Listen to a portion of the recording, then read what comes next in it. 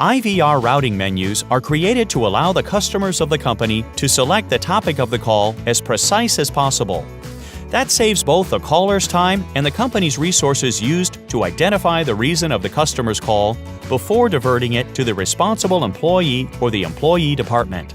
It is recommended to draw the structure of all the prompts and keys to be pressed by the customer when dialing to the phone number when creating the interactive voice response prompts.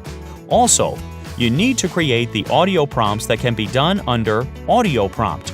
To create a high-quality audio prompts, it is recommended to record them in the recording studio. The functionality of the interactive voice response allows to create the 3-level IVR prompt menu. For example, the language of the conversation, primary topic, and the secondary topic of the conversation. The sample of the interactive voice response creation. This is a sample 2-level interactive voice response for the company that provides the car sales and maintenance. First level of the IVR menu is the choice between car maintenance and spare parts and car sales. And the second level allows the choice between car maintenance and spare parts. This kind of menu is created because the company has different people or departments responsible for these topics. To create the setup, select the greeting, for example, "Hello, you have called the company name. Please select the topic 1. Car maintenance and spare parts. 2. Car sales." If the prompt has not been created in advance, it can be created by selecting Record New. The detailed information on the attachment of the audio files and recordings you can find under Audio Prompt. Enter the name for the menu option, for example, Car maintenance and spare parts. When the name is entered, press +add digit and select what digit must be pressed by the caller to confirm the choice. The digit must match the digit that is mentioned in the recording of the greeting. Create the second menu option, name it Car Sales, and press +add digit. This option will be with a digit 2.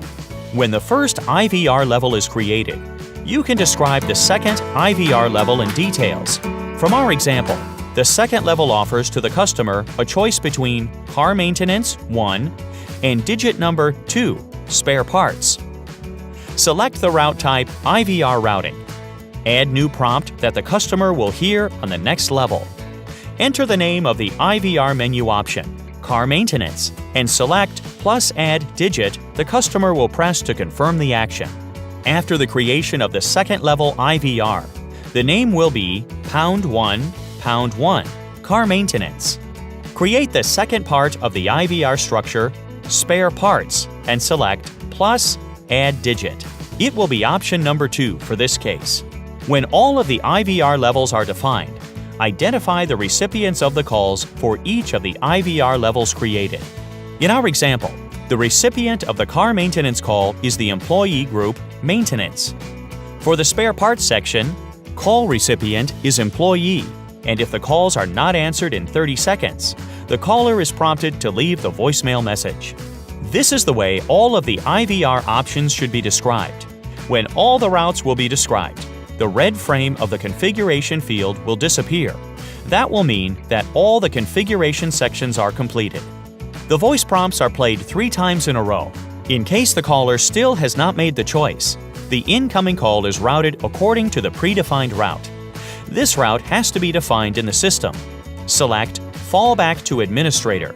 Press the Inactive button and define the recipient of the incoming calls: Direct Employee, Employee Group, Voicemail, or Direct Number. Press Save after the selection.